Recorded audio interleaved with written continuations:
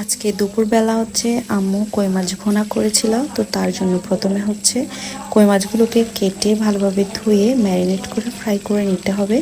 এরপর একটা পাতিলে কিছুটা সরিষার তেল আর কিছুটা সয়াবিন তেল দিয়ে পেঁয়াজ কুচি দিয়ে ভালোভাবে নেড়ে কষিয়ে নিতে হবে। দেন এরপর অ্যাড করে দিচ্ছে কাঁচামরিচ বাটা আর সরিষা বাটা একটু বেশি পরিমাণে দিচ্ছি। সরিষা বাটা দিলে পরে অনেক বেশি মজা লাগে। এরপর দিয়ে দিতে হবে হলুদ, মরিচ আর লবণ দিয়ে ভালোভাবে পানি দিয়ে একটু কষিয়ে নিতে হবে। এরপর দিয়ে দিতে হবে টমেটো আর কাঁচামরিচ।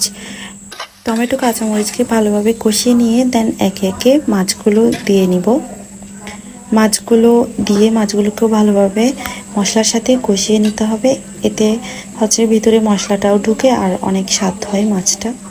আর মাছটা যেহেতু ভুনা করা হয়েছে, ঝোলটাও বেশি রাখবো না, জাস্ট এইটুকুতেই রেখে দিব।